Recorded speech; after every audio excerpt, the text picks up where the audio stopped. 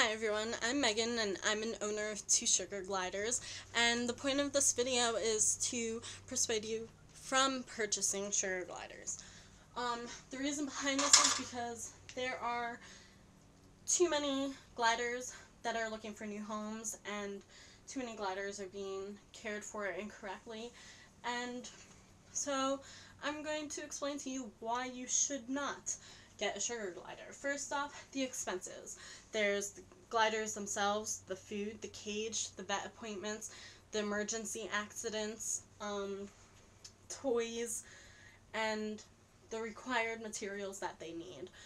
Right there alone, I have already spent over $1,600, and I've had them since December, and it's the end of March right now.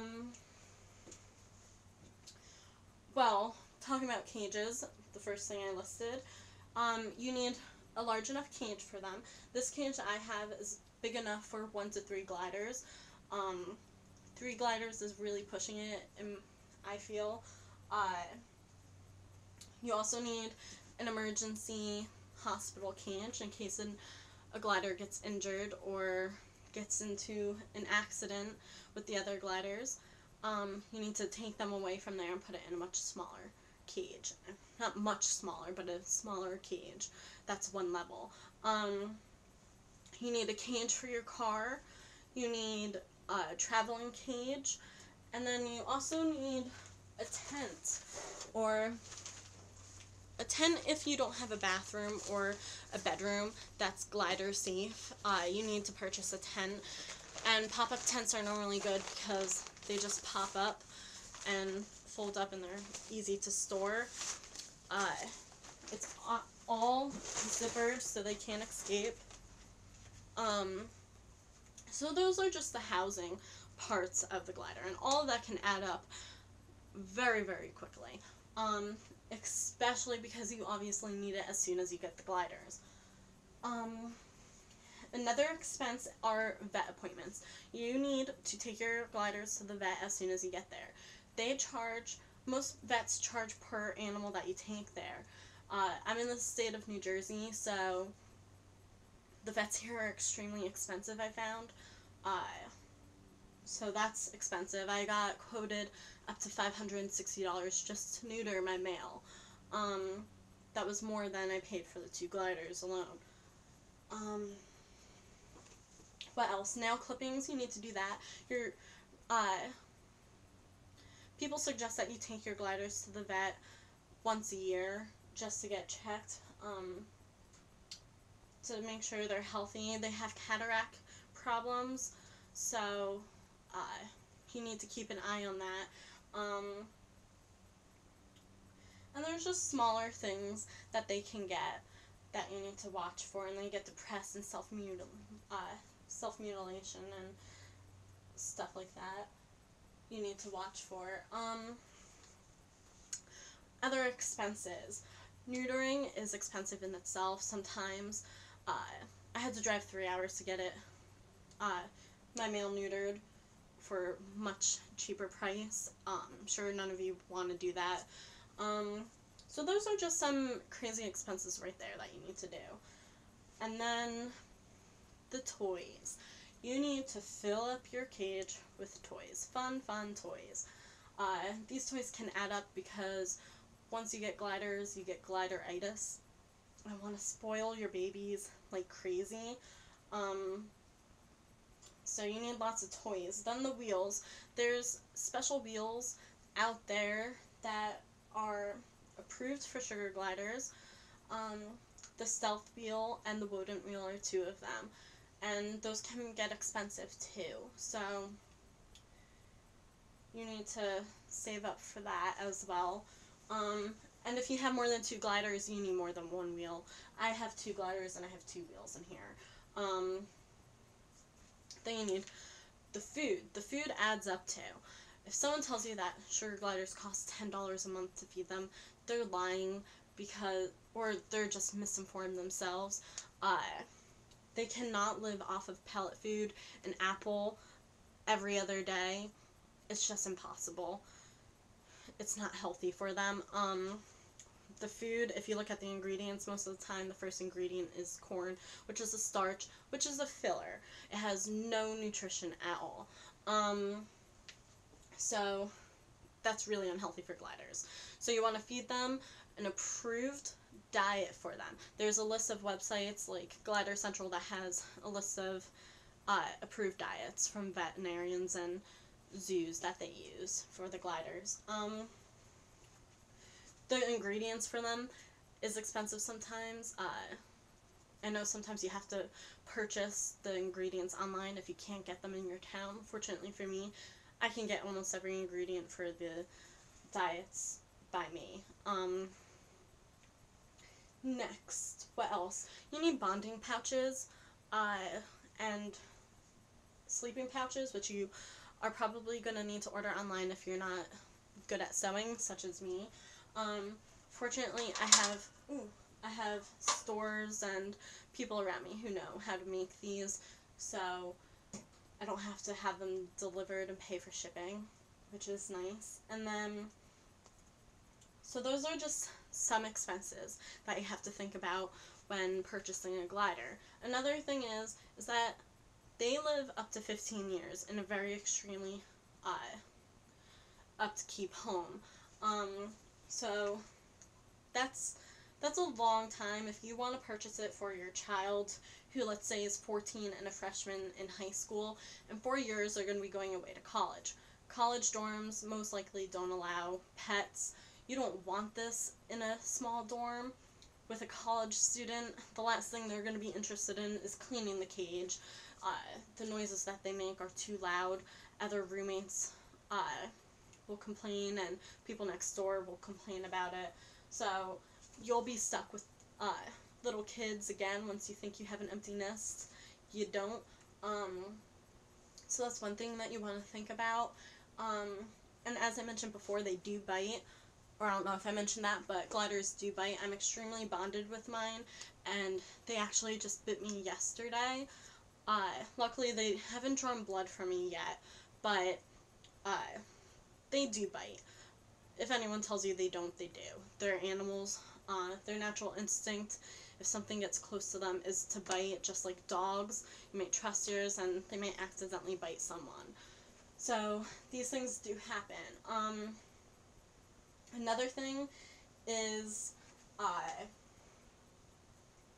they do get temperamental. If you don't take the right amount of time to care for them, they will become nasty and scared of you. So you need to spend as much time with them as you want. You cannot change their sleeping hours. Their natural time to sleep is during the day because they're nocturnal. So you want to make sure you have time at night when they're awake to play with them. You want to play with them on their time. And then you need to carry them around with you in your pouch. So you need to do all of that. Then they have strict feeding times. You should always feed them at the same time every single day and give them the right percentage of food. So those are just some things. Then the maintenance on them, or shall I say on the cage. Sorry, this is a feather teaser that I play with them. The maintenance on this cage, I actually just cleaned this cage yesterday. I'm going to show you the mess that 2 sugar gliders make in one night. So I just cleaned that yesterday. So that just shows you how often you should probably be cleaning the cage. I clean mine twice a week. I change the tray twice a week and bleach out that down there just to sanitize it. The first time each week, I will wipe it down with Clorox wipes, the entire cage. And then the second time, I will take everything out and wash everything at one time. People don't like to do that because the gliders go crazy and mark everything up and make it smell again. So, but I don't wash any of the fabrics. I'll wash that every 2 weeks just to keep something the same scent. the way I wash the toys, I either use soap and water, wash all of it, then put it in a bucket filled with bleach and water, and then I put it in a box to dry, and then I'll put it back in their cage. Or I will run out of everything in the dishwasher. Some people don't like to do that for obvious reasons. So that's just the cleaning of the cage. If you have more sugar gliders, you're probably going to want to do it more often. Then every 2 months, I will take the entire cage apart and wash the entire thing. You'd be surprised what gets stuck in these little nooks and crannies in here. They're little hoarders themselves, so they do that. So all of that is just time consuming in itself, and it's just a mess. And then speaking of messes, the reason why I have a sheet over the cage is because they're animals. They poop wherever they feel like it. They'll be climbing the cage and go to the bathroom, and it falls out, so I like to keep a blanket on here, and I have another one that I normally put on it too to block the sides. Another good reason I have this is to insulate it, to keep it warmer during the winter. That's one reason why I took the other one off, because it's getting warmer out. Didn't want them to get too warm. And then other things you have to think about is where to keep them. They're loud animals. Most people don't like them in their bedrooms because they do bark. They do crab and the other noises that they make at night, and the wheels themselves are loud. The whole cage shakes when they run on the wheel. And then just all night, I had them in my bedroom. I took them out the next day. So those are just some reasons why you don't want them in your bedroom. And it also can smell, like I said, if you put them in your bedroom. Another place some people might put them is their living room, which is an okay place. They need sunlight during the day. Not having any sunlight could actually be bad for them. Like humans, it helps their bones grow and all that good stuff. It's good nutrients, and they do come out and eat during the day and drink, so they do need the daylight. So you need to think of somewhere where there's daylight. They need to be somewhere where it's a busy traffic area in your house, so they can hear the noises and they can learn your voices and get comfortable with it. But you don't want some place where it's constantly always loud. So those are just some places you can think of. I have mine in my scrapbooking room in my basement. I have 2 windows down here, and it's fully insulated, and it has heat and air conditioning. And right above, you can hear everything going on in the kitchen. There's all those sounds they need, the light, the warmth, and the cool in here. So, and it's away from guests going and visiting and bothering them. And that's another thing you have to worry about is guests. People don't know how to handle them. They're very interested in them, and it can just get really stressful and sometimes hurt the gliders. So those are some things that you need to think about if you're looking into getting a sugar glider. I'll introduce you to mine.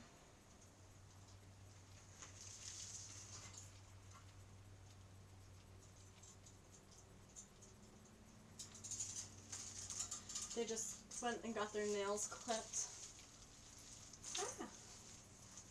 today. They're sleeping in a little pouch.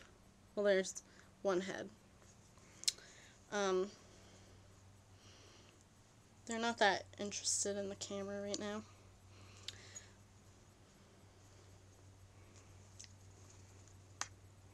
This is Ayla and Bodhi, my little babies. They're not interested in coming out to play. But these are just some reasons why you should get them, because they're so adorable. I'm contradicting myself right now.